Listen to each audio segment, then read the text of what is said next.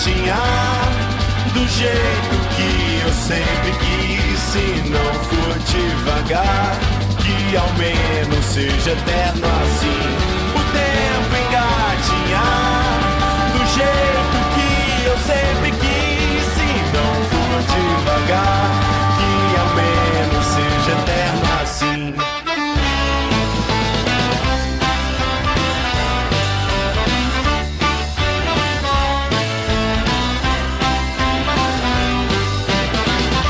Espero o dia que vem pra ver se te vejo e faço o tempo esperar como eu esperei. A eternidade se passar, os meus segundos sem você. Agora eu já nem sei se hoje foi anteontem. Me perdi lembrando teu olhar. O meu futuro é esperar pelo presente de fazer o tempo engatinhar do jeito que eu sempre quis. Estou gostando muito do curso de informática. Agradeço a aba que me ajudou bastante para me falar com os meus filhos e também estar no comércio de compras. Agradeço também o professor, que é muito excelente e tem nos ajudado bastante. Eu, como na minha idade, achava muito difícil, mas agora eu estou vendo que não é difícil, é fácil para todo mundo que quiser. Só falta ter coragem e força.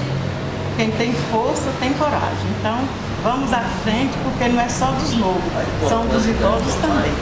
Como estudante de engenharia e como músico, é essencial para a vida do homem. Quer dizer, um homem que não está informatizado não vai se dar bem na vida. Essa escola, esse curso é muito interessante para mim, que eu tenho gráfica. Eu tinha muita necessidade de aprender arte final, internet e outra. Hoje o cidadão tem que ter esses cursos. E a escola é muito boa. E por sinal eu vim aqui através do professor Davi, que ele ia na gráfica fazer esse curso comigo, que ele é meu cliente. A informática é muito importante na vida do homem, principalmente para mim, aposentado. Não sabia nem ligar um computador e hoje me dou por muito satisfeito. A informática para mim abriu grandes possibilidades para o desenvolvimento, conectando com o mundo, principalmente na minha área, que sou microempresário. Duas pontinhas, aí tem quatro. Aí.